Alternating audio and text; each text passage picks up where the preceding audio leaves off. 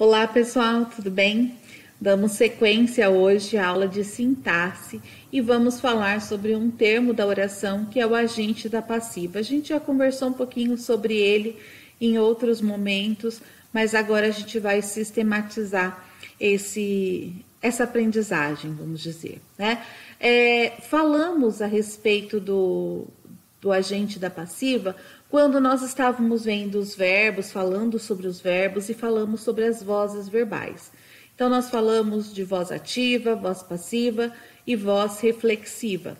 E quando nós falamos de voz passiva, nós falamos de duas formas, né? A voz passiva analítica e a voz passiva sintética. Então, a voz passiva analítica é a que vai conter, né? Que ela pode conter o agente da passiva.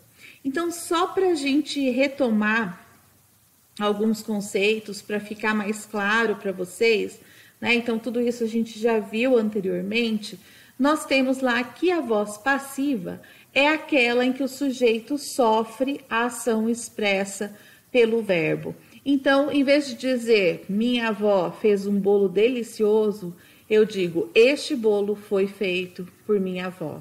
Né? Então, eu coloco em evidência o sujeito que recebe a ação de ser feito. Né? Então, nesse caso, eu tenho uma voz passiva. A voz ativa, o sujeito é quem age, é ele quem executa a ação. Então, minha avó fez um bolo. Então, eu coloco em evidência um sujeito que faz a ação. E no caso da voz reflexiva, nós temos um sujeito que pratica e recebe a ação ao mesmo tempo, né? Então, minha avó se queimou, né? Então, ela se queimou, ela agiu e ela mesma recebeu a ação de queimar. Então, eu tenho uma voz reflexiva. Isso só para lembrar, porque a gente já viu anteriormente, tá? Então, espero que vocês consigam recuperar e qualquer coisa é só perguntar. Então, quando nós falamos sobre a voz ativa, nós vimos que o sujeito, ele é agente, ele é um sujeito que pratica a ação expressa pelo verbo, né? Então, Maria leu o bilhete, crianças amam doce, o professor enviará as notas. Então, sempre o sujeito que aparece aqui, Maria, crianças, professor, são eles que executam a ação, né? É a Maria que lê, são as crianças que amam e é o professor que enviará.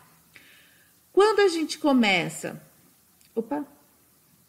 a falar sobre a voz passiva, o sujeito recebe a ação expressa pelo verbo. Então, nós já temos aqui, o bilhete foi lido por Maria, né? Então, o sujeito aqui é o bilhete, um sujeito que recebe a ação de ser lido.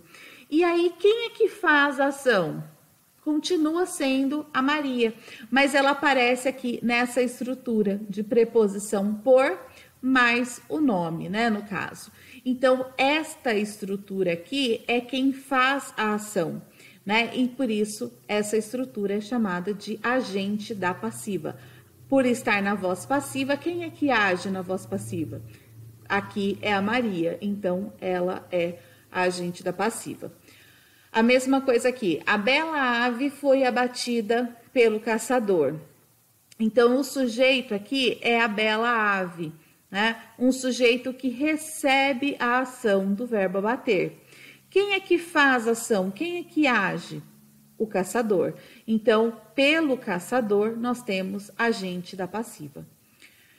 Metade dos funcionários foi demitida pelas lojas Catarina.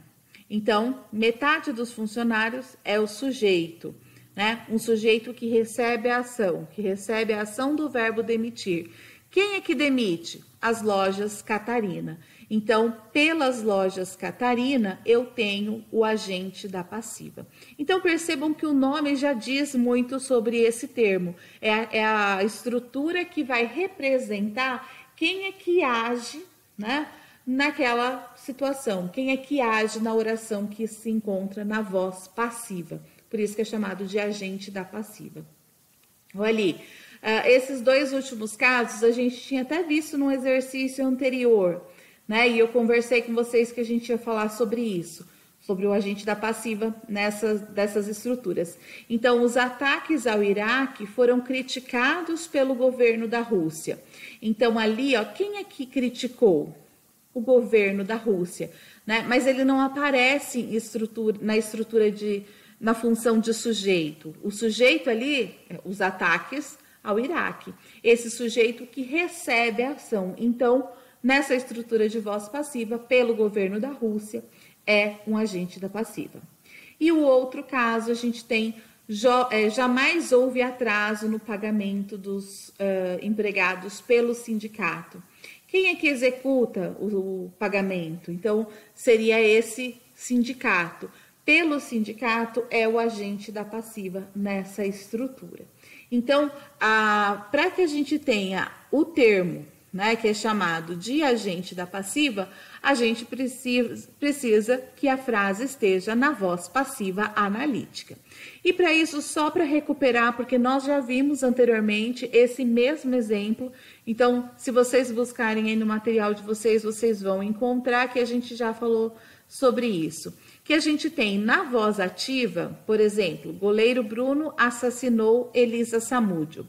Né? Então, nesse caso aqui, o sujeito, goleiro Bruno, e a Elisa Samúdio é o objeto direto do verbo assassinou.